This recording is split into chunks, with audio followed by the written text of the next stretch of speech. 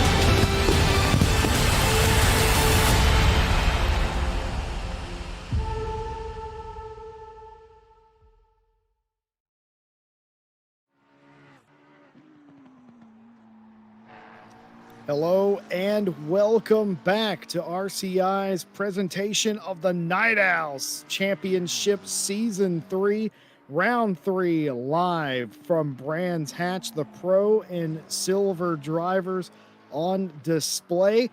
I'm Jesse Lee. I'm here with Ryan Mawson and Nick Setnick working the cameras for you tonight.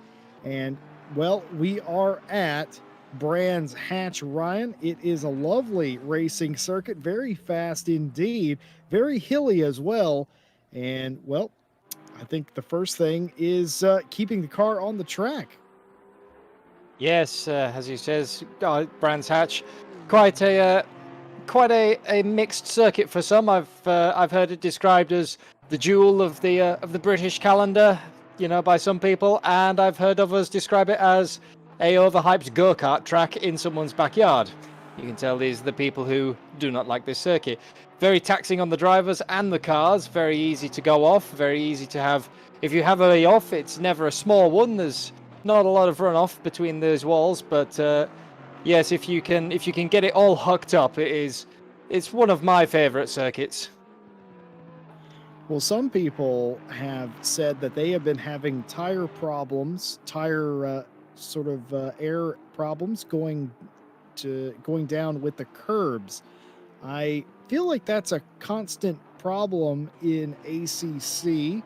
Fairly realistic one as well with hitting curbs. You see that in pretty much any GT race you see. Hit the curbs too hard, go over the curb, come back over it, and then all of a sudden you have lost tire pressure. And I think the reason that some of these guys tonight are dealing with that is, well, you have to get every last little bit of performance out of the car.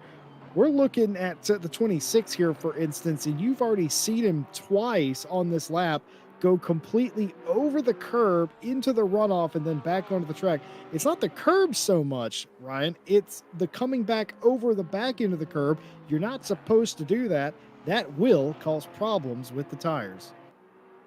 Yes, exactly. The rumble strips are quite vicious here, especially in this second sector where that turn and then the next going over Sheen. You have to take quite a lot of curb if you want the optimum line, but as you says, it's very easy.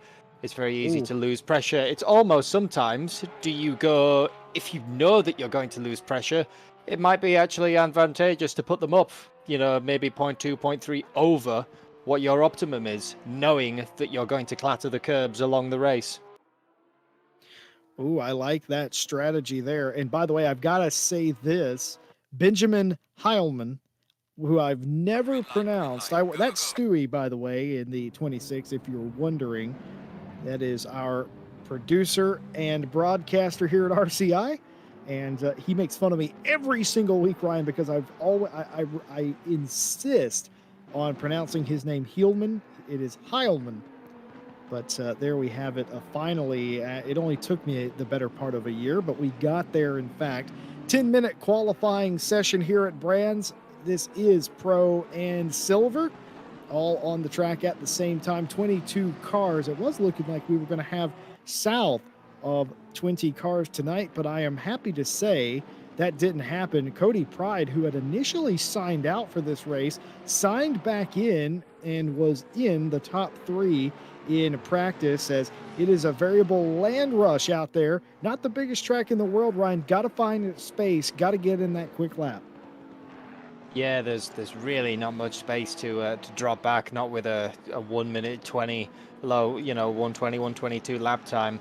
There's and obviously if you drop back far enough, then you start getting in the way of everyone else. But it'll be certainly an interesting race to see, as we know, the reigning championship leader Harry Spears, but the Mercedes maybe not got as much of an edge as it does on other tracks. As you said, Cody Pride had come back. That might be quite advantageous for him, as the McLaren does seem to fare quite well in this track. It's quite a downforcey car. It's very good through the corners. It's quite light on its feet.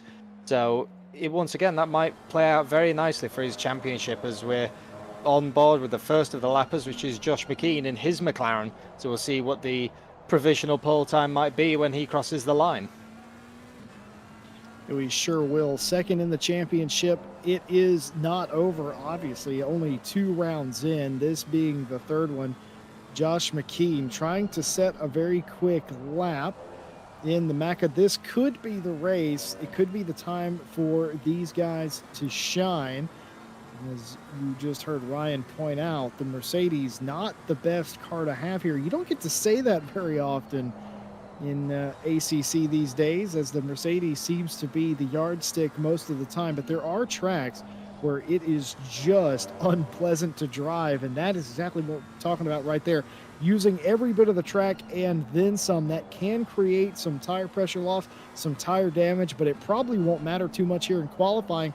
And if the ACC track stewards, again, no live stewarding here, but if the ACC track limits don't care and it doesn't invalidate your lap, you are absolutely going to use that to make lap time.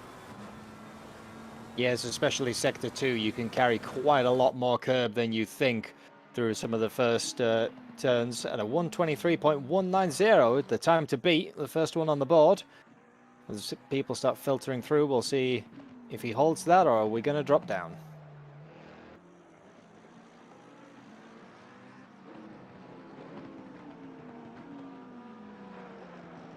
Well, LaValle in the 935 for silver comes through, and so does Knappen. Knappen lays in a lap that was 7/10 off the pace of McKean, and Sones comes in about 6/10 slower, but the quickest in silver so far, beating Stoffmeal.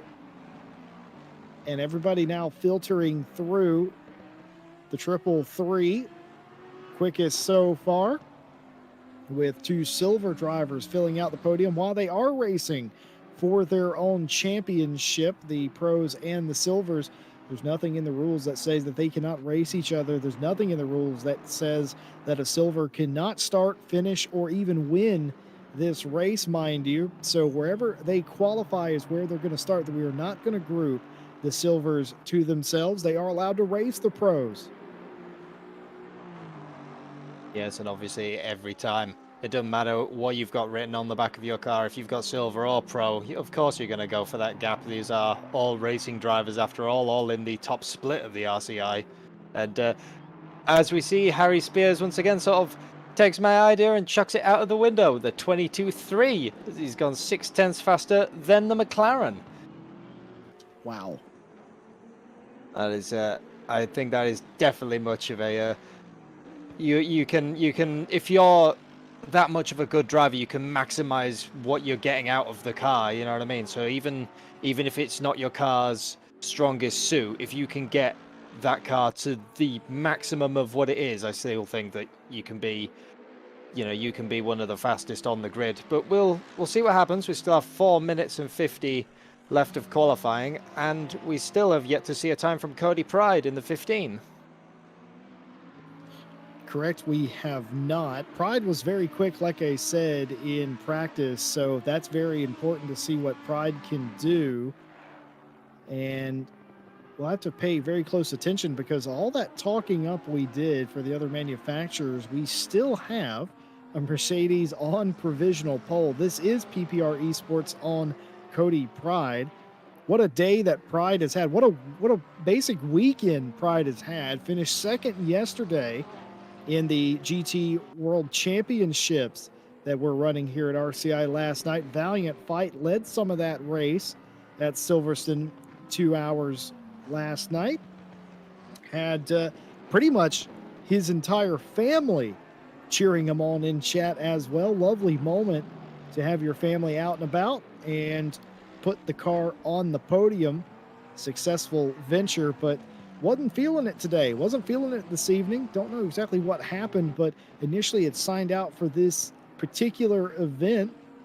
But as quickly as that happened, they rescinded that and they're out on track. And we're going to pay attention here, as we only have 3.5 minutes left in the session, just to see what the number 15 Macca can do. Yes, as the 333 of McKean is starting to close the gap now. Have you noticed? He's now down to just, well, dead on 3/10 slower. But that's, once again, tyres coming in, pressure's coming in, maybe a bit more confidence in the car. I find the most time on this track, anyway, is through Sector 2. It is really how early you can get on the throttle and how much you are prepared to cut that corner. As not exactly the corner cutting you want to be doing on this track. But once again, It's on as we the said, wrong side of the track he's cutting there. yes, and that's you've then got to sort of pick yourself up very quickly and get back going because that clock does never stop counting down. Yeah, and you don't have time to mess around here. Only 10 minutes of qualifying here at Night Owl. It's the what I'm calling the adopted normal here at RCI, the very quick 10-minute session. And Josh McKean stopping there. I don't know if he was trying to get a gap or making an adjustment. But here's Yilmaz, currently third, the quickest of silver. Will they improve? It looks like they will not improve at all. But where did Pride go? Pride went to fourth place. Pride fourth quickest right now. Spears, McKean, and Yilmaz are the top three. Yilmaz being the first silver driver. But we know that Cody has a quicker lap in there. It's all about if they can extract that. And we've seen it in practice already. We've seen it in qualifying. The thing that I'm worried about is when you have 20 plus drivers, in this case 23 of them, that are going to go, down into Paddock Hill for the very first time in anger. What is going to happen on those opening laps? It's basically a land rush start around here. What does Cody Pride manage to do on the second lap? Oh, baby! Cody That's more Pride like it. goes all the way to pole for a 22.137, and that is getting your eye in. And what a lap indeed, right there near the end. Now, Pride will need to continue to try and improve just in case Spears or this man McKean can somehow get a quicker lap out of it. But surprise, surprise, Cody Pride on provisional pole. Yes, that's more the pace that I expected to see out of the McLarens this weekend. It is quite the vicious car around here, but as you said, going down into Paddock Hill, it can very much come undone, especially with the acceleration that the AMG has. It's a very difficult start here. You're off the line and then immediately into a corner, and you're very easy to go too wide, very easy to lose it coming into Druids. Well, I was sitting here wondering if anybody could beat Spears' time. Well, there you go. I think we got our answer. But now, can Spears rebuttal?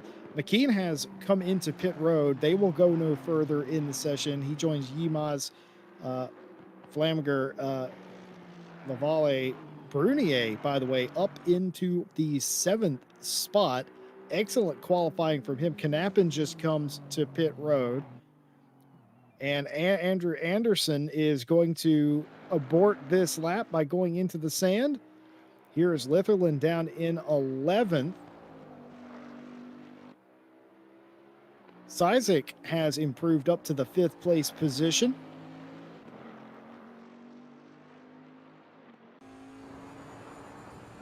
Cody Pride can go no quicker.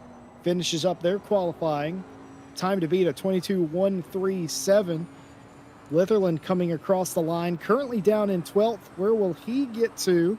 He'll jump one spot into 11th with a 23.418. I will admit, Ryan, I am surprised that they are so spread out in the timing and scoring, as Tunser here is going to get it wrong and go head first into a wall. I am surprised with how spread out they are. I expected the times to be a lot closer than they are. Yes, Brands Hatch is one of those tracks where it's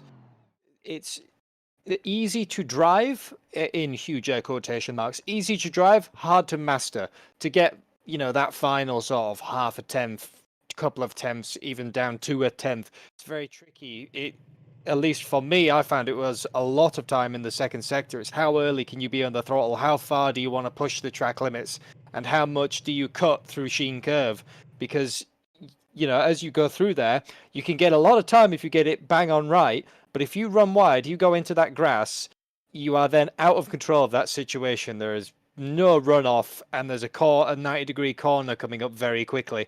So if you've gone off there, that's almost race over. I've never really seen anyone recover from that.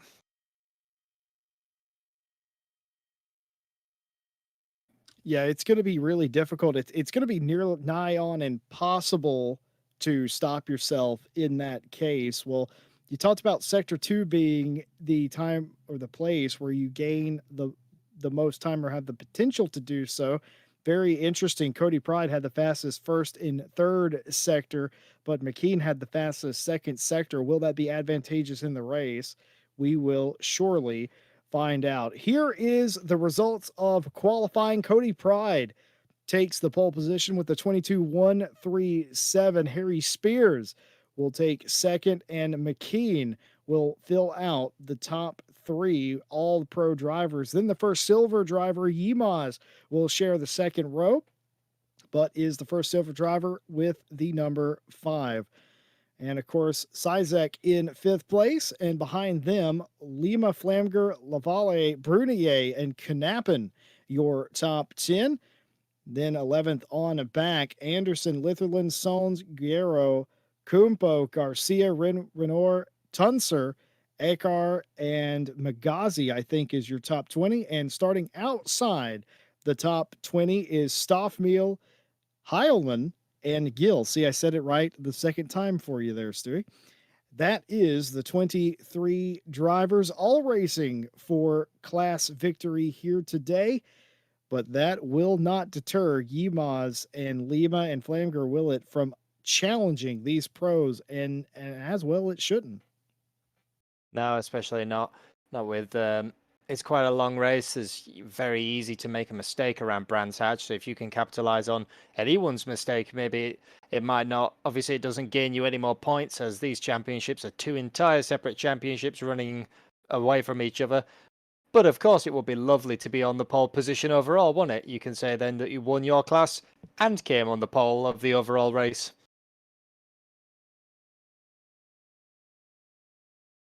Very well could do. Now, this is normally the part of the broadcast where we show you the current standing. Well, we don't have that, but what I can do is I can tell you just generally where everybody is. Harry Spears leads the championship with 134 points. Josh McKean is in the second place position with 96 points. Anna, who is not here tonight in the 199, has 91 points. Sean Moriarty, who is also not here tonight, has 80. And fifth place is Brian Knappen. Sizek in the sixth place, Gill seventh, Jack, who I also believe is not here, Magazi, and Jose Jorges is your top 10. You'll notice a lot of those drivers are not here this evening, and that's important for the likes of Cody Pride, who is in 11th place. Behind Cody Pride, there's Garcia, Warren, Muscat, and Toth. Those are the drivers in pro and how they line up. And in silver, Renoir leads the way to 127 points over Lima, who has 109. Giaro is in third place with 105 points. Stoffmeal, 3 points, behind them in fourth place. Consabo, a distant fifth place. Then Brunier, Yimaz, Kumpo, Ekar, Letherland, Anderson, Heilman, Ziege, Dychek, Flamger, Solns, Tunser, Lavalle, Gonzalez, De Groot is your top 20, and Tribeck and Chavez are the drivers at the bottom of the silver table. So, very quick rundown of how that works. Let's tell you how the race is going to work. 1 hour of racing, a pit stop is mandatory, and you must take at least 1 liter of fuel. And for anybody out there wondering, well, what's the point of that? How does that change the race? Well, it changes the race a lot. You have to get down to pit road speed, and you have to nail the time in between the boards, which is easier said than done, Ryan. Yes, as we saw, a lot of people at Imola falling foul to that of trying to push that a little bit more coming into the pits, and you end up with a stop-go 30. The other way it changes the race is depending on car to car. I know a lot of these, a lot of cars that may struggle to do a full hour at Silverstone, Silverstone's right at Brands Hatch. So like for the likes of the AMG, for example, you have the option of, do you fill the tank to the absolute maximum and go that full distance, but then you've got a very heavy race car, a very slow race car at the start. If you feel you can keep the people behind you, that might be the strategy. Or do you go for a very light race car, try get ahead of everybody, and then accept that you will lose 10, 15 seconds with the splash and dash? And then for the McLarens, once again, do they do the same for that? But then if you're running more fuel, it affects your tires. You're not necessarily want to take tires, or maybe you do here because it's very vicious on that front left going through Paddock Hill, Druids. It's a very vicious on your left side tires. So it opens up the strategy entirely. Even though we just tell the drivers you can do anything you want as long as you take 1 liter of fuel. Well, we have seen on special occasions sometimes taking tires, though it is very much slower, has been an advantage. And today, with the possibility of ruining your tire pressure by going over the curbs too many times and getting that very dreaded, I always hate to see it. I usually see it at Spa myself, the tire losing pressure message. It may be required for some of these guys tonight to take tires, though they probably won't want to do that. 1 hour race, you can pit at any point, and everybody here getting ready to tackle what will be one of the hardest tracks all season. And again, the big difference this year or this season in comparison to the previous seasons, none of these drivers know what track they're going to until a few days before the race. It's meant to be a mystery. It's meant to sort of create that extra little bit of competition. And keep in mind, everybody who selected a car is locked in. You can't change your car during the week. So all they knew was race number one's track when they selected their cars. So it's sort of like a mystery grab bag. 23 teams coming around the final turn onto the front straightaway. That is definitely not straight. Everyone anxiously awaiting the flag to go down and the lights to come on. Cody Pride and Harry Spears, your front as the flag man waves the flag, and we're green to Paddock Hill for the very first time. Cody Pride gets a clean drive into turn one. Harry Spears follows him, and then so does McKean right behind. But Yilmaz and Sizek behind, still side by side. Now they clear. Sizek and Lima now fighting. Yes, it's as we said, every single time you start the race, especially on such a cramped track like this, you definitely don't want to be leaving the door open for anybody this early. Not oh, and there's a very massive crash in the background. Something terrible has gone on there with two of the Astons and yep, one of the Ferraris, the 25. They have come to contact at some point in this. Well, the track narrows right here. What happens? Oh, and it's just a missed break there. And all of a sudden, you have several cars trying to take avoiding action, and they find themselves in the middle of the accident sitting up on the grass. That is not how you wanted to start your race. The 25's in it. That's Kumpu. Got a big head of that. I don't know which car that was into them. Was that Giaro, perhaps? I don't know which Audi that was, but definitely turned the car in front of him, and that is not how you wanted to start there. It was Giaro after all. That is the car that sort of set off that chain reaction, and well, damage management mode 3 turns in. Yeah, that's just the accordion effect of race starts. It always sort of happens, doesn't it? The entire field bunches up, and you've got to be prepared to anchor on the brakes maybe a little bit earlier than you would normally.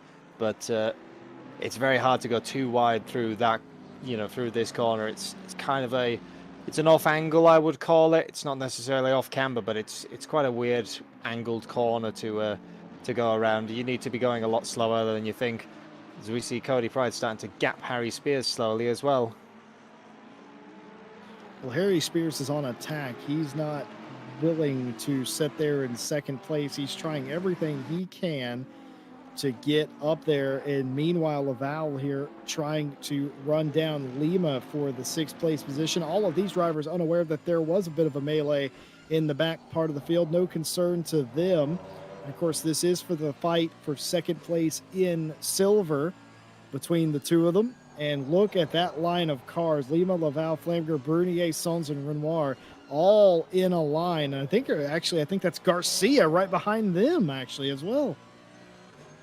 Yeah, it looks like all the way to the back. I can just about see the Lamborghini of Magazi as well, just about hanging onto the back of the train, ready to capitalize if there is any mistakes. Or the other thing on this track, because you're all so close and it's so compact, if someone forces the door open for a move onto someone, you can very easily find yourself losing 2 to 3 places before you've even knew it. Oh, look at this. Completely wide goes Sizek there. Yimaz trying to make the pass. I don't know if that was defensive or not, but either way, Sizek does get the pass done, and Yimaz back down to fifth place. Perhaps that was a bit defensive by Sizek there to try and go wide, get off the apex. And incidentally as well, I just learned that Jordan Grant-Smith is a Seb Brunier fan. Yes, he's one of part of our team as well as me, Geordie, and also Mark Whitford, who race over here. We race under the Oh OVRC name. no! Oh, it's a big old punt from Flamger there. I don't know if that was netcode or what, but Laval just gets full sent into the corner. I don't know if that looked right. Luckily, Nick Setnick on the camera. We're going to be able to figure this out. Now, this doesn't look right to me, but that could have been the camera angle. Watch the Ferrari behind. Oh, nope, that was just a punt and decimation to the 935 as that car is sent hard into the wall. Oh, dear. Well, it is all coming undone early here. Yeah, I think Laval probably had braked a little bit earlier just to avoid hitting the Mercedes. And obviously the car behind did not quite expect that. But as I says, you always get a bit of an accordion effect in these early parts of the race, especially with a field this tight, all qualified very, very close together. It's no one's really running away from each other, apart from maybe these top two breakaway pack, as Harry Spears has got right back up. Yeah, Harry Spears I could just tell by the way that man was driving his Mercedes that he was not interested in any way, shape, or form of letting Cody Pride gain any sort of gap. If I was a gambling man, I would say Pride is driving a little more conservative and Spears is driving a little more aggressive. And Vanta Blue, who just joined us, says he almost made the race, or the start of the race. He trusts that qualifying and the start was completely calm. Well, no, actually, neither one of those was any of those things. And I think that you were being sarcastic anyway. It was a spirited qualifying and a spirited start of the race that has definitely continued. Well, there's Jordan Grant-Smith's favorite driver, Seb Brunier, holding on to seventh. He was dropped down to eighth place just at the end of qualifying. So he has gained a spot, has Seb, and found just the smallest amount of space between Lima and Sons right now. He's running well. This would be a great sort of opening run. In fact, Seb runs his quickest lap of the race at 24.057 that time by. Yeah, we're starting getting now into the parts of the race where you've got a bit of clear air. The tires have come up to temperature. You know, you've got correct pressures. We should now really start to see the lap times start to come down as it's Tunsa versus Akar. Maybe a bit of a cork in the bottle here for Tunsa and Lifferland. Would look to the inside, but nothing to be had there.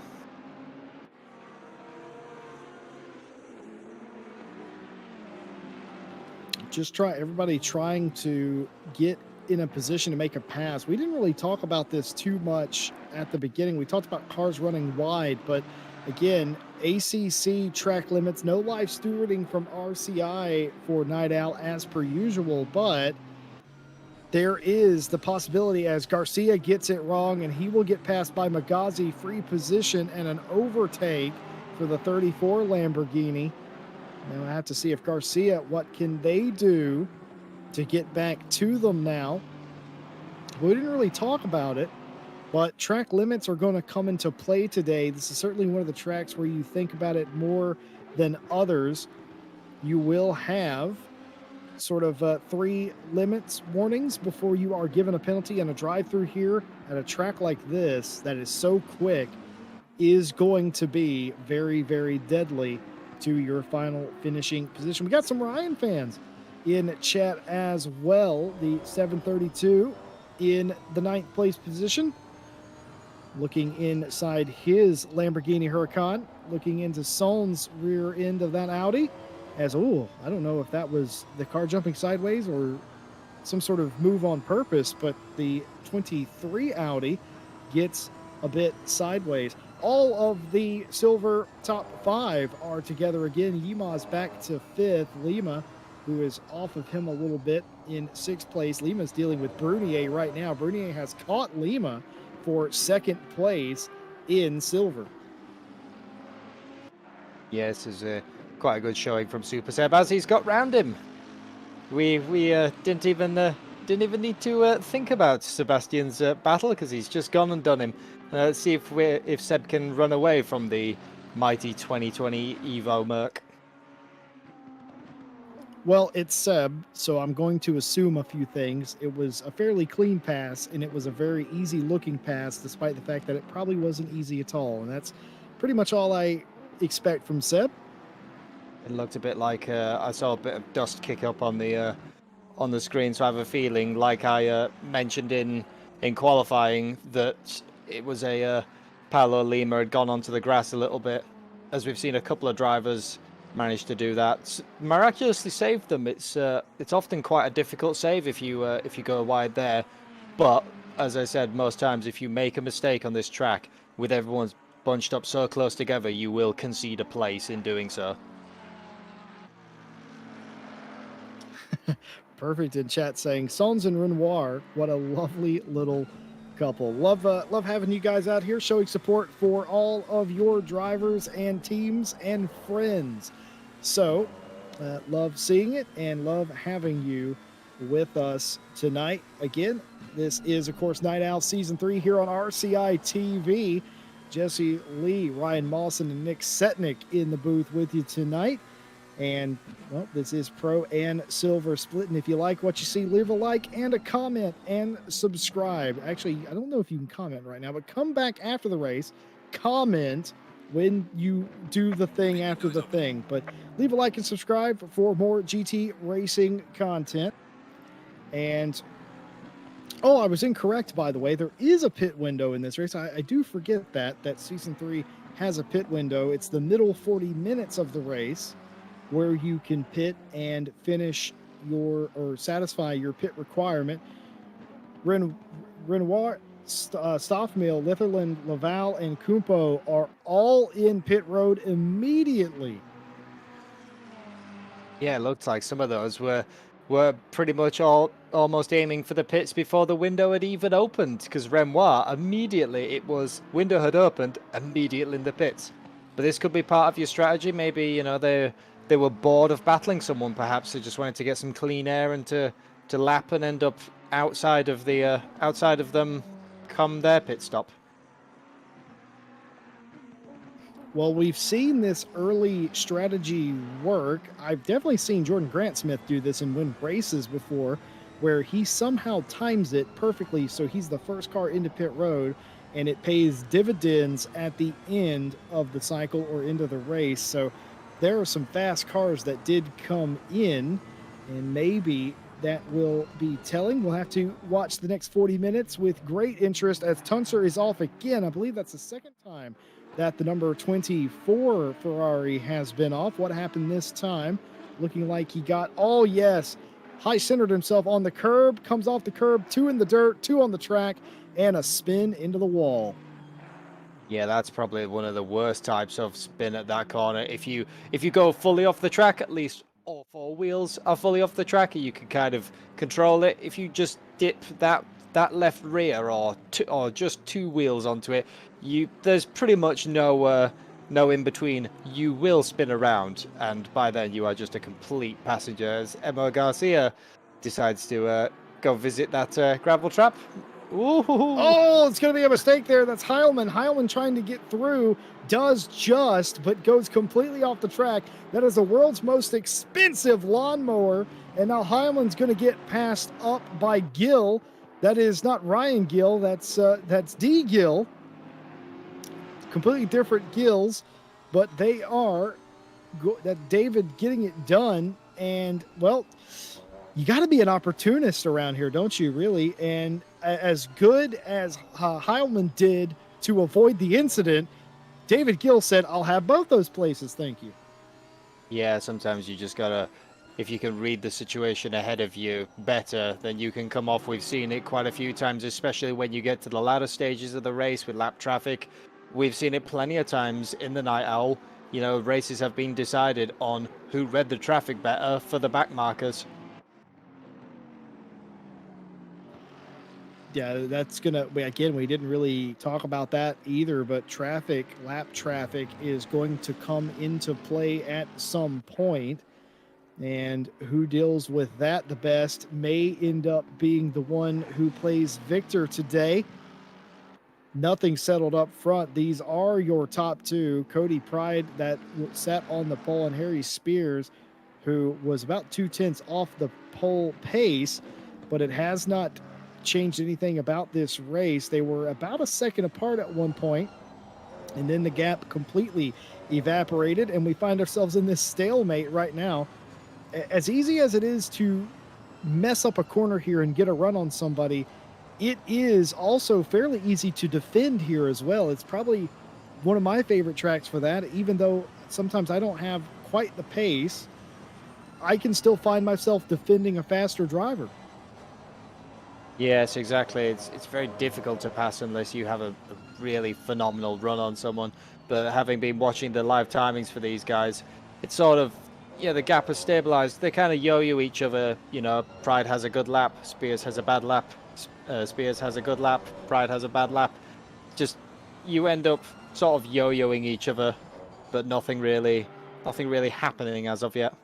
But, you know, it could all be, as we said earlier, part of the strategy. Maybe they've learned that, you know, if Spears has gone, right, I won't get him now, so he's just sort of calm down, save your tyres, make sure that you've got some rubber left on the car at the end. Yes, and you're very much correct in chat as well. There is post-race stewarding. Just because we don't have live stewarding doesn't mean that there isn't stewarding. It is just done in the post-race, and any incident reported gets looked at by the same stewarding staff that would be doing live stewarding.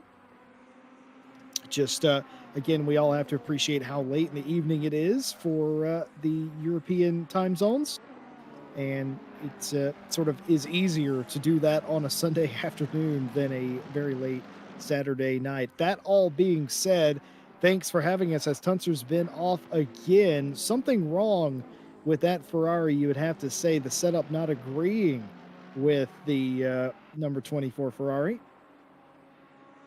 No, he doesn't appear to be having the nicest race of his career. But as you said, it is quite difficult to set up a mid-engine car here. You know, there's a lot of places that can unsettle them. Historically, we've always said that you don't want to go near the curbs in a mid-engine because of, you know, if you bump it, unsettle it, it can very easily lead into a spin. But a track like Brands Hatch, there's no real option. You have to go near the curbs. Well, up front, they are completely nose to tail at this point, and I don't know, again, if Cody Pride is just managing the gap, despite the fact that there very often isn't one, or if Harry Spears is just on it on max attack. But either way, they are the runaways up front. Sizek is just 6.2 seconds behind. Sizek, the third place car at the moment. He has McKean behind him by just 1 second, but these two up front have separated themselves. They separated themselves in qualifying, but they have more than separated themselves in the race as well. Lap traffic in another lap or so will come into play for these leaders, and sometimes just managing that is the most important. The last time we saw David Gill He was making a double pass for a spot inside the top 10. Well, he has come in and completed his mandatory pit stop, and he is back down to 19th. The top 13 cars all still have to pit, but Gil is not alone. Knappen behind him, attempting to get that spot away from the very, I'd say that's orange, wouldn't you, Ryan? Very orange Lamborghini. Yes, most certainly so. I don't think you could make it any more orange if you tried, apart from perhaps painting the wing. It's even got the orange LED running lights. Very nice stuff indeed. And speaking of orange or running lights, I should say, very purple car and Knappen behind him with very purple sort of LEDs in that as well. Yes, I definitely wouldn't be admiring it though if it was in my mirror at the exact moment. I think I'd be thinking, how do we deal with this guy? Well, Sons has retired from the race. He's not officially retired, but he is in pit lane, and he has been in pit lane for about 2 laps. We don't have any word or reason as to why they may be in pit lane. So they drove their car to pit lane, and they are sitting there. And they are now 2 laps down on the field. Actually, he's 4 laps down, is Sons, but they've been sitting there for roughly 2 to 3 laps at this point, as the 24 has gone off again. That's Tuncer once again, and now Tuncer has towed to pit lane. Just having a bit of an extended tea break. You know, when you visit England, you've got to sample it, obviously. Well, we're going to try and follow up to see why. Well, I have an idea why Tuncer's in pit lane. That car looked undrivably,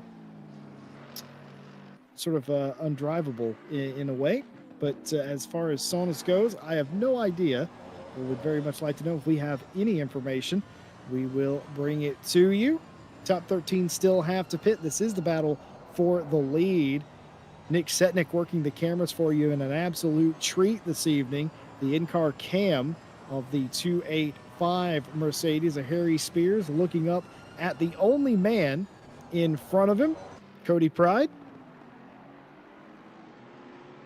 Certainly going to be interesting when these two get to the pit stops, because with the gap this small, it could very much come down to who has the better pit stop.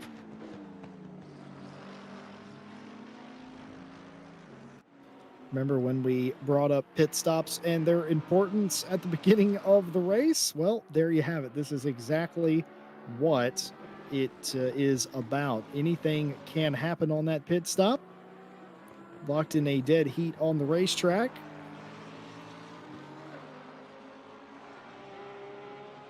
Yes, and historically we've seen at least Harry Spears go very long on his fuel and tires. So I have a feeling it will be very much a similar story today. I think we'll be maybe the last 2 to 3 minutes, and both of them will dive in.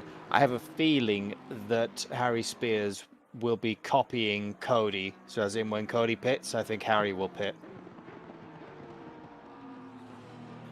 I think Cody Pride, his best bet is exactly like you said. I feel like his best bet is to pit at the last possible second. I feel like him doing anything else gives Harry Spears a chance to strategize. I feel like Spears might be a bit quicker than Pride right now, so the best thing for Pride is to keep him behind him. And the only real way to do that is keep the pace that you're doing and pit as late as possible. I just feel like if Spears was given an open track where he's not being sort of, not necessarily blocked, but he's being paced by somebody, that he might be able to jump him in line. But again, I'm unsure if this is Pride's full pace or not. And I don't think we will know until the checkered flag falls. Now, as we said, the gap has sort of opened up once again slightly. As I said earlier, each time, Pride has a good lap, Spears has a bad lap. Oh, as we see, maybe one of the first little mistakes. Oh dear. Oh, be careful. That is grabbed onto the table there, Ryan. Yeah, that's well, we've been now. I think you would start to be the time where your tires are starting to. They're not exactly factory fresh anymore. Are those tires? You're gonna be noticing it at least a little bit. And this could be a Yes. run. Could Oh, be. he's going to give him the outside. There's a long way around the outside of Paddock Hill, but maybe if you can cut back into Druids, it don't appear. I think the no Oh, the oh, he hit the dirt there a little bit as well. They're going to be side by side in Druids. Now, if you can pin a car to the inside of Druids, you can make that pass. So I've seen it 100 times in touring cars. Uh, Matt Jackson comes to mind, pinning a car to the inside of Druids and just getting it done the dirty way around, but nothing doing there. Now I wonder, after having several corners where Cody Pride has went off the track a bit, I'm starting to wonder if maybe Cody's feeling the pressure all of a sudden. Yeah, it might be a little bit. And as it says, the McLaren is quite sensitive to tire wear. I find, you notice it more than other cars when they start to let go at least a little bit. As we right under the rear wing of that McLaren. Harry did not want to brake as early as Cody Pride wanted him to brake there, caught him off guard, but pro drivers indeed in full display here tonight. Shows you just how good they are. He was hovering over the brake, no doubt, was able to get to it and keep from having a collision with the leading number 15 McLaren. It is McLaren Mercedes battle here. And as we I feel see like up we've ahead, seen this in F1 around here at some point. very true. We see up ahead, look, we mentioned it earlier, as the lap traffic starting to come into play. I think that's the very orange Lamborghini of Gil, which it is. So yes, now we're starting to get back into the fray of lapping traffic. So here is where you start having to read people, and that could very much change the outcome of this race. Well, we saw it earlier with Gil involved about how he was able to get two passes in one, and they were racing for, position. So think about it that the same way. Still three cars involved. One is just on the tail end of the lead lap. So if you think about it, Harry Spears could play the part of David Gill here and get by Cody Pride. I don't know if that made sense to anybody but me. It made sense in my head, as some more cars are coming to pit road. A car is in pit road in the 32 BMW, as the lap car to David Gill is just going to hit the binders here and let everybody go. Had a little bit harder go of it, did Harry Spears, but very gentlemanlike work out of the Lamborghini there. Yes, it's always one of those as a back marker, just hold your line and be predictable, and it's the job of the faster car to get around them. So long as you're predictable, and so long as you're not going to run out on anyone's line or anything, you are entirely entitled to still have your space on the track. You're still in your own little race. Well, Cody Pride still leads Harry Spears. The lap traffic creating a small gap there. Sizek in third place solidly, but I got to tell you, Sizek, who was 6 seconds behind Spears, is now only 4 seconds behind. So third place is catching our leaders. McKean in fourth place on his own little island. Yimaz the same in fifth, but Seb, actually not so much. Seb Brunier is catching the leader in silver. Yes, that would be quite an interesting, fun battle to see. Seb, as you've said at Imola, I believe, often doesn't get the time for the finishes that he deserves, and it's sort of today is his day. P2 in the silver class catching P1. I think we could see quite a Super Seb battle. Very much could do, and we are still monitoring that battle, monitoring the battle for the lead that has gone away because Harry Spears has dived down to pit lane. They are going to get their service. We'll be able to tell you if they are going to take tires or not, but there is Harry Spears down in the pit lane. Cody Pride out there all on his own. Now, this could trigger a response from Cody Pride, because now that Spears has a bit of a gap of his own, he is not really around anybody. If he could make up that about 1 second gap, he could effectively leapfrog Cody Pride into the lead late in this race. So if Cody Pride wants to keep the lead, he's got to set personal best, I would imagine, because I'm going to also assume that the same can be said. Now, what happens here? Okay, looks a bit slow, and is slow for the 333 of McKean. So something amiss with the 333. That was the third place car overall and in pro. Whatever it is, they get it sorted, and he gets back going, but he has lost a ton of time. He is now behind Yilmaz Brunier and Lima. He's still third in class, Ryan, but something up with that car. He had to reset. Yeah, possibly a bit of a mechanical issue. As speaking of pit stops and Harry Spears, so the pit delta to, if you like, beat for Cody Pride so far is a 1 minute 1, which does seem quite a long pit stop, especially if you're just having a splash and dash. I would say that looks to be a pit stop with tires.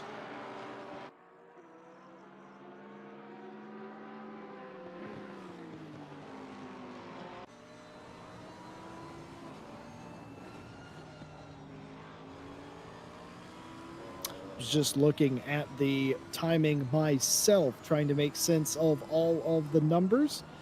But yes, it is very interesting as we see Renoir here on the back of Stoffmill. This has been coming for quite some time. They were about this close a little bit ago. They're back to that point again. This is for position, and they've also both pitted. So this is game on near the halfway mark into the race. As Stoffmill going defensive there all the way against the apron, trying to not allow any sort of move from Renoir. Again, just like to thank all of you for joining us on Saturday night. We hope that you're enjoying this very compelling, very hotly contested race at Brands Hatch here at Night Owl. I'm Jesse Lee. I'm here with Ryan Mawson and Nick Setnick working the cameras for you tonight. I'd like to invite you to leave a like and a subscribe for more GT racing content here on RCI TV.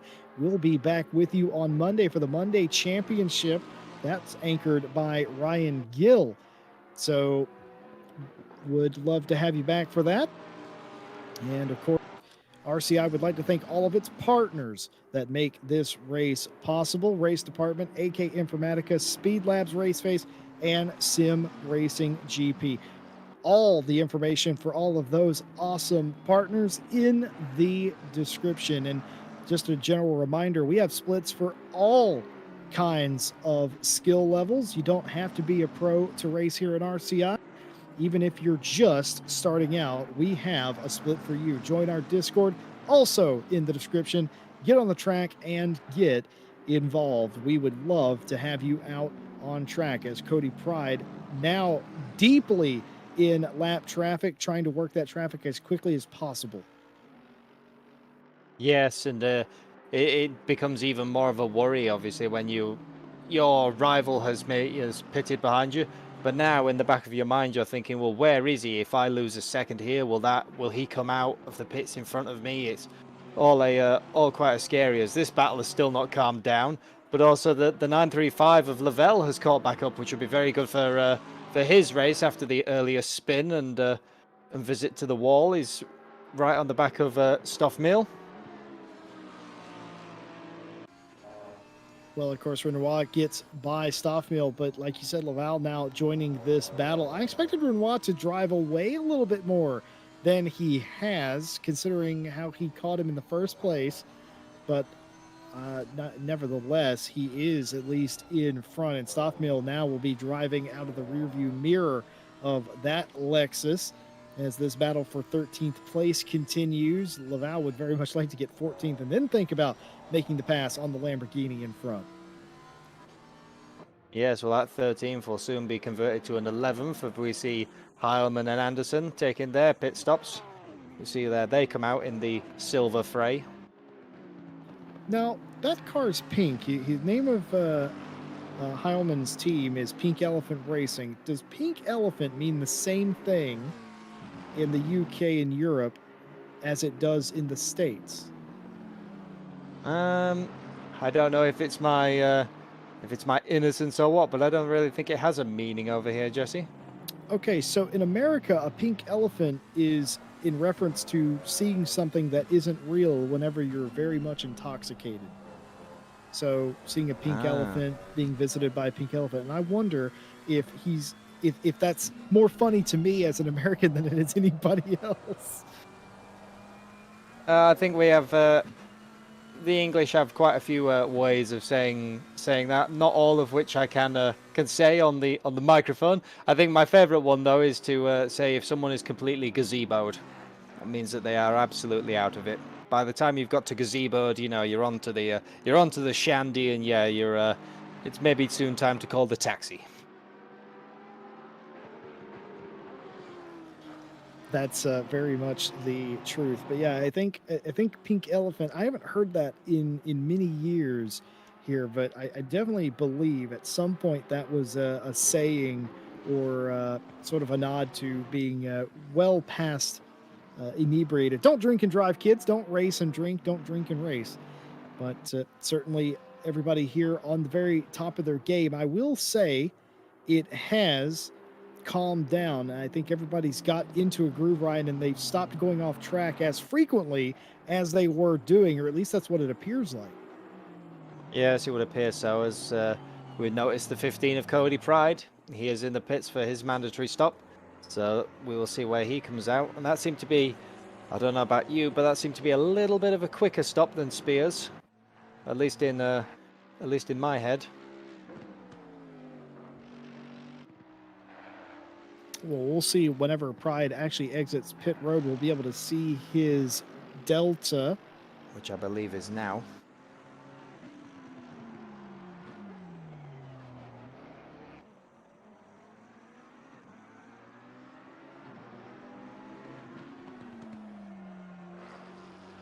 And yeah, that stop was a 35.186. So as we were saying earlier, it looks like the stop of Harry Spears was for a tyre change. There's no other reason it would be that long. I know the Mercedes is quite the thirsty barge, but if you're filling it up with 30 odd seconds of fuel, you're going racing 24 hours at Spa, not 25 minutes at Brands Hatch.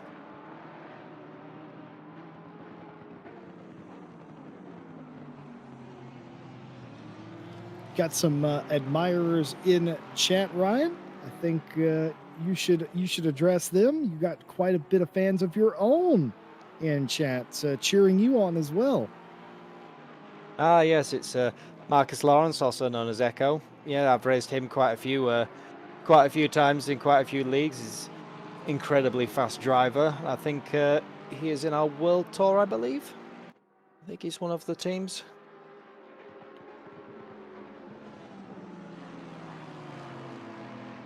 A lot of Husky fans coming out tonight. I was unaware of that particular moniker of yours until semi recently, and then a lot of what some of the people in chat were saying made a lot more sense to me in reference to you. Was that Knappen that just went off there? No, that was not Knappen that went off just there. That was actually I don't know which Aston that is, but I believe that's Garcia. I think it's the 46. Oh, yes. Yes, indeed. Very, very well spotted.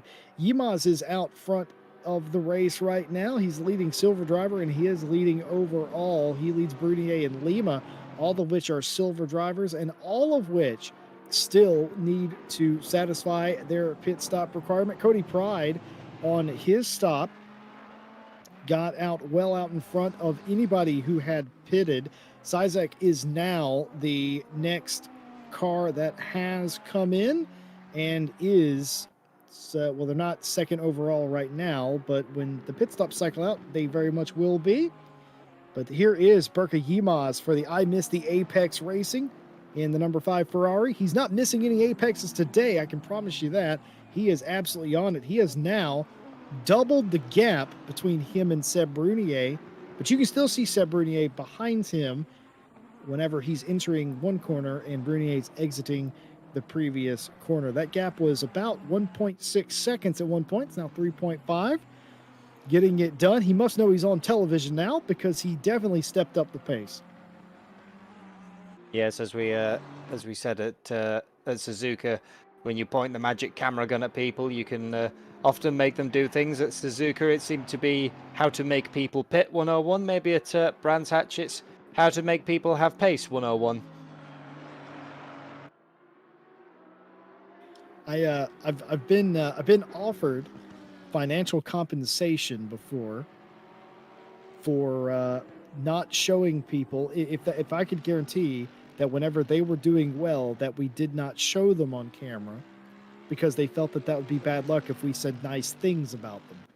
And needless to say, not only is that not allowed, you can't take financial compensation for broadcasting favors, but also I don't particularly like talking bad about anybody. So, well, there's no way that that was going to work anyway.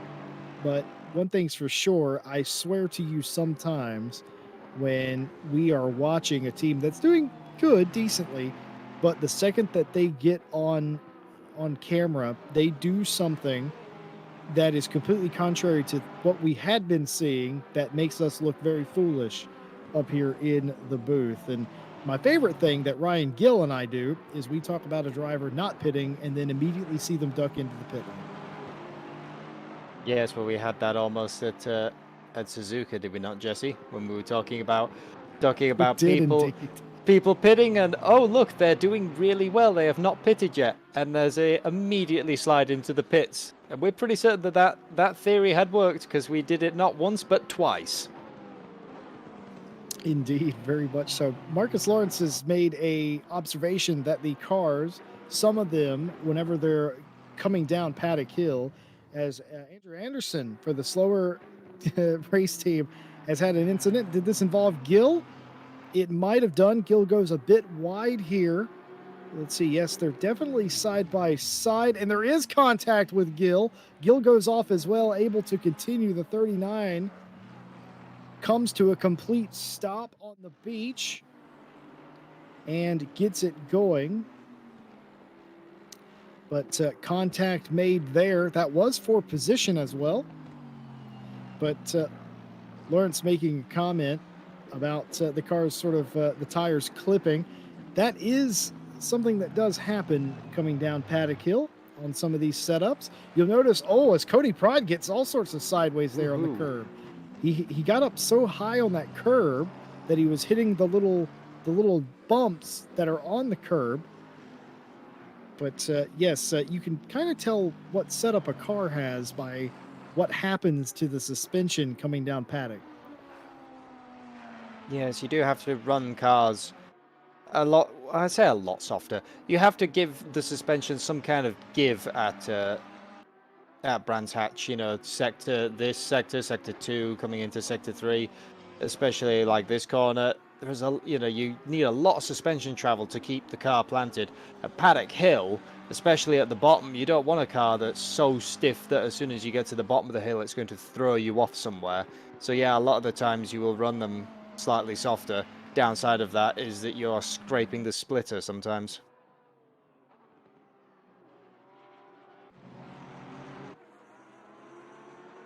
Well, we've got the Renoir train in chat now, and here is the train. It doesn't look like a train to me. It looks like a rather nicely colored Lamborghini, but this is the fight behind him. This is the state of his situation. Renoir has the 11th spot, Laval behind him, and Kumpu behind him. And wait a minute, that's Garcia and Stothmel behind him. So, well, I feel like we saw this about 30 minutes ago, and they sorted it out. Well, unfortunately, or fortunately, depending on how you feel about it, they've all come back together again. Yes, it's just currently it's a bit of a socially distanced train. But I I'm like sure that. we'll. We made that topic. Oh, well, we didn't do anything. You made that topical. Good Yes. job. Always got to be with the times. Whatever time it is. Well, I I Ooh. ooh, that was not very good there. That is not a place where you want to go off. Not only does that slow you down, you're already on the outside of the track, not really where you want to be, and that helped Litherland close up on Knappen real quick.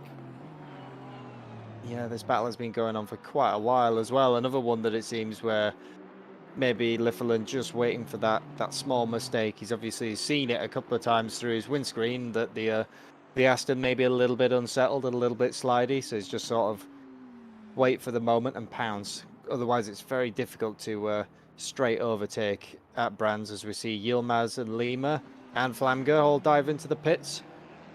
So that just leaves Guaro in the 355 Audi, the last of the late pitters. I don't know if we documented Seb Brunier coming to pit road, but he had already been in and is gone. He is going to be promoted back into second place. Yes, indeed. He is going to be promoted back into second place. And he, dare I say, gained time by pitting earlier. I feel like that gap is smaller than it was. That could just be a trick of the eye. But either way, order restored. Pride out front. Sizek now your second place driver. Harry Spears in the third position. He's 2.2 seconds adrift of Sizek. We will have to pay attention to that. And my eyeballs have not failed me this evening. I can confirm Seb Brunier is as close to Yilmaz as he's been all night. Game on for the win in silver. Yes, as he says, it's that is sometimes a lot.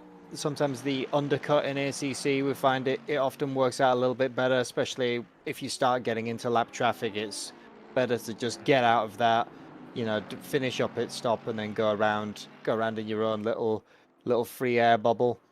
It often works out where you can run your maximum pace rather than being held up or stuck behind a back marker. So Harry Spears is slowly closing the gap on Sizek now as well, but might be just a little bit too long to catch Cody Pride. The gap around about 16 seconds so far. They need to be taking out just over a second a lap, which it's possible, but it will be quite a tall order unless Cody Pride makes a mistake or gets held up with lap traffic. Renoir here doing his level best to keep Laval and Kumpu and Garcia and Stoffmill all behind him. It is literally the Renoir train right now as everybody scrambling to make up the best possible time. And I'm surely jinxing it by saying it. Commentators curse incoming. We have not had a single track limits drive-through penalty. No, not yet. I've seen a couple of cars go wide at the bottom of Druids, which is definitely a track limits place, but so far nothing. There is also a point on ACC where it will warn you for track limits, but if you did not gain time, it will just say no time gained. So not every going off the track is a limits. It depends on how you gained, if you gain time onto that, as it seems that Magazi has been reeled in by the Renoir train as well. He's become part of this battle whether he wanted to or not. That's my luck in racing. I always find myself in a battle that I don't want to be involved in, and I know Magazi does not want to be involved in this. This is all to play for now for a 9th place position. It was for 10th. Well, now Magazi has backed up and made it for 10th. Look at that super defensive line for Renoir. Look at that super defensive line to the inside coming down into paddock. He doesn't want to give anybody, including Laval, a shot at him on the inside. Even still, Laval looked at it, thought about it. He had half a lane and decided better of it as they are completely nose to tail for 9th now. Sideways goes Renoir. Yeah, you do not want to be opening the door for that Porsche and break him over as Renoir goes a little bit wide, which is going to leave the inside for the 935. Can he do it under brakes? Yes, but can Renoir get the cutback coming down the back straightaway? Oh, as Magazi is also wide. Magazi.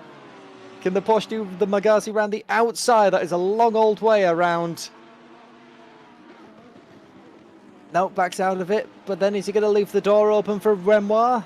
No, as they all fall back in line. seems to be battle briefly paused.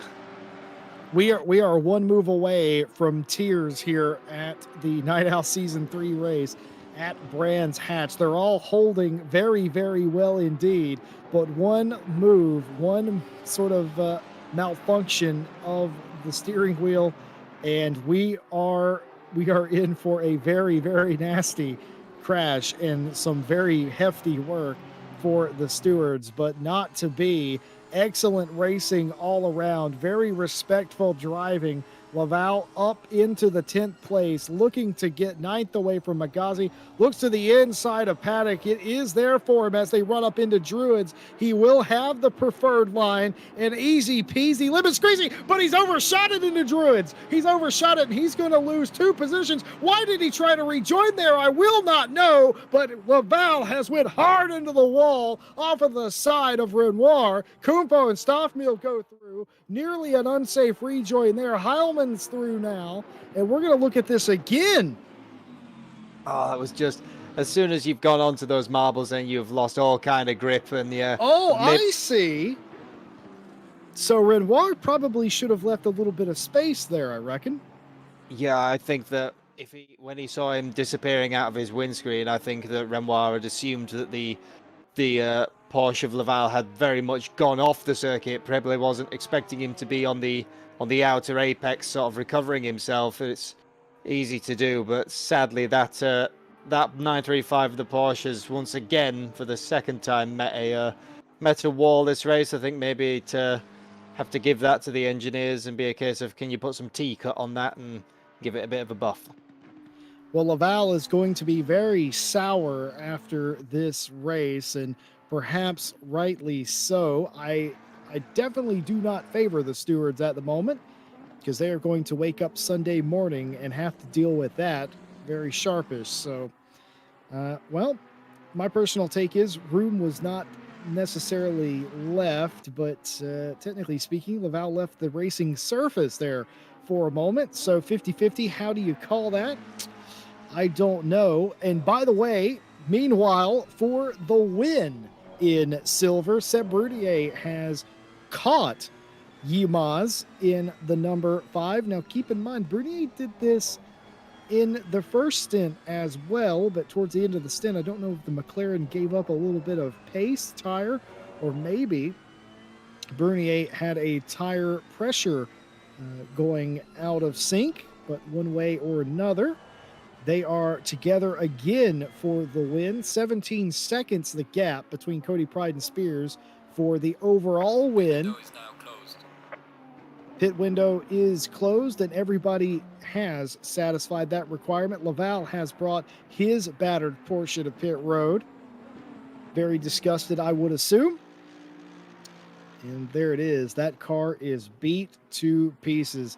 It is very hard to hit a wall as hard as he did, and he crushed it on every corner of that thing. Yilmaz, so very, very precise in the way that he's positioning his car, trying to keep Brunier behind him. Brunier, I would consider Brunier a calculated driver, Ryan. He's not really known for going for an outlandish move.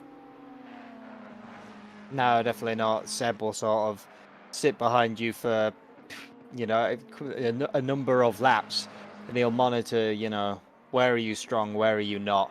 I've never known Seb to go for anything that is outlandish, but definitely quite an amazing performance today from where he qualified, which was definitely outside of the podium in silver, to now fighting for the lead, and we've still got 8 minutes of this race to go. There's plenty of time to make a pass. Well, Renoir has been taken out of the position that he was in. Heilman is through into the 13th place now, but now Renoir is trying to keep Knappen and Litherland behind him.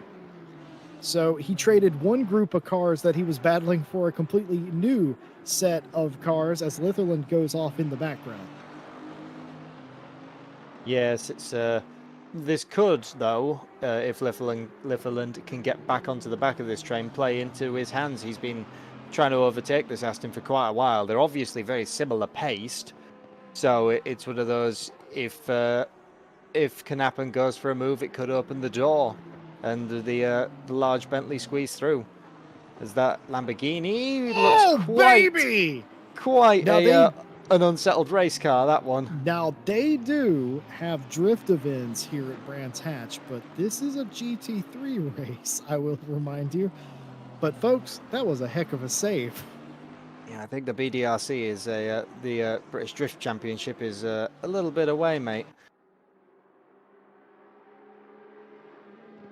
Anytime I see a Lamborghini that sideways, I just assume it's going to go around, so that was well held. Magazi here in the 10th place position. That was Garcia in front of him that went off a little bit, and that will do nothing but help Magazi get the position back, or gain the position at all, should I say. Magazi and Garcia.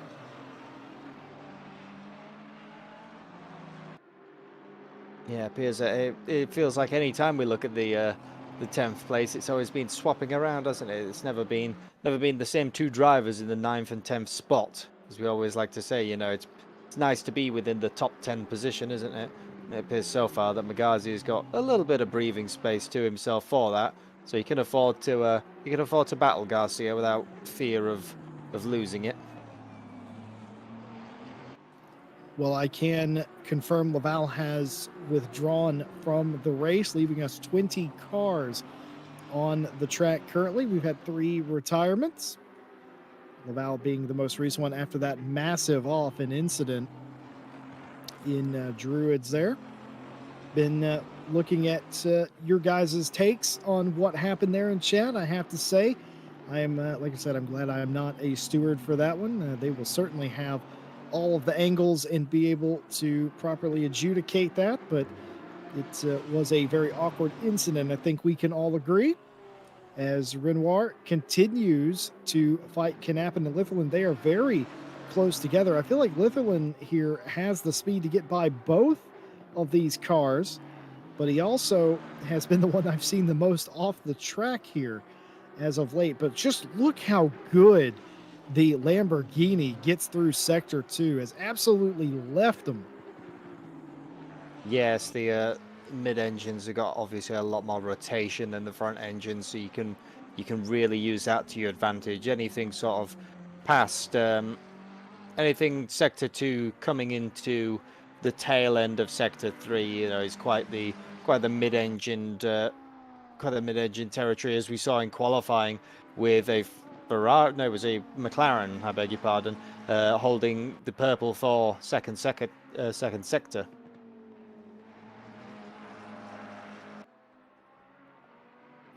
Well, I have just discovered some brutal irony, or it could potentially be some brutal irony. I've not seen Yilmaz miss a apex today, though that is the name of his team. The irony comes in that if he misses a single apex from now to the checkered flag, he will likely lose this race. Yes, it's not a. We got 4 minutes left. You still got, you know, at least two to 3 laps remaining. It's by now you're very much noting that the tires are going to go off, as Seb's all over the back of Yilmaz. Once again, the Ferrari looking maybe just a little bit unsettled. He's starting to run slightly wide. It could be a move here if you're brave enough onto the brakes. Seb thinks better of it. Maybe try to get the cut back for going down the back straight. You force them narrow. And if you can get on the power early enough, but it would appear not. It appears that the Ferrari has got just enough of a run to fend off the McLaren. Got him. I think he's got him. Come on. Oh, he's going to try to go around the outside. This is okay if you trust the man on your inside, but nope. I think Seb is sort of maybe trying to force him into a line, obviously, that that driver does not like. If you force them into a defensive line and take your line, that is I find the easiest way to overtake around Brands Hatch. Either that or they fall off the road in front of you. That's always a nice overtake. But Yilmaz under the pressure is not relenting at all. Well, he definitely has the pace, does Seb Bernier.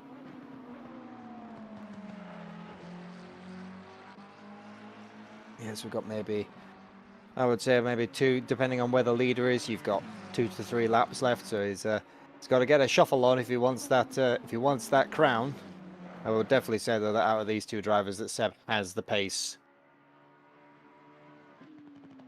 Yeah, we're definitely going to get 2 more laps for the battle for the silver win, as Cody Pride now in the final sector.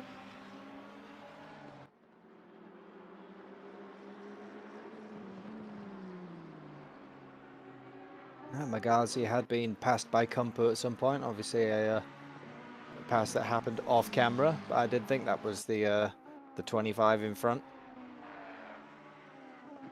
Indeed. 25 Akumpu does get around Magazi. You would assume, due to the gap being where it was before, that something happened to the 34 Lamborghini.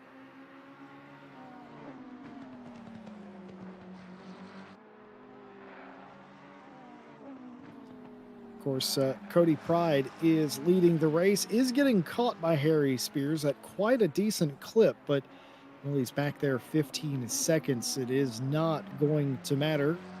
Cody Pride, his one objective now is to not throw the car off the road here for about 1 more lap. I think, yes, indeed, there will be 1 to go this time by for the leader. For Harry Spears, it will be a day of, well, he won't be too upset considering he is going to leave here the championship leader, which is how he came into the day, and he will have executed very, very, very well, gained a bigger advantage on some of the drivers around him. But it will be a question of what might have been as far as the overall win today. As this battle does continue between Knappen and Renoir, Knappen does get by. That pass was about 10 laps in the making there. The leader is on the final lap. Give it a final push. Yeah, but he's not giving it up easily. As we see, Litherland has now also closed back in on this battle. He's thinking, well, I couldn't get around the Aston, but maybe I can get around you. And that would promote him up into 15th. But we've got essentially 2 laps for these leaders, as these drivers, as our leader is on the final lap, only just behind them. White flag for this battle now, as Seb Brunier has fallen off of the back of Yilmaz. We saw this at the end of the first sort of segment before the pit stop as well, that Brunier fell back quite some distance now. But Seb has this lap to get it all together and take home the victory. Is it going to be first or second for Seb Brunier? Yilmaz leads. He's yarding him out now.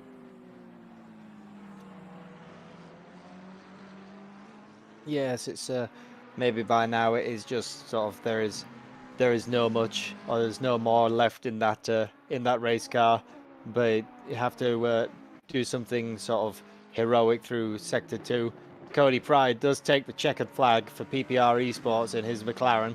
The leader has finished the race. Well, for a driver for a team, PPR Esports, and Cody Pride, who was not scheduled to be here, was not in the mood to race, changed his mind, qualifies on the pole position and gets the win. Hopefully the mood has improved for PPR Esports. Cody Pride taking home the top prize here at Night Owl Round 3.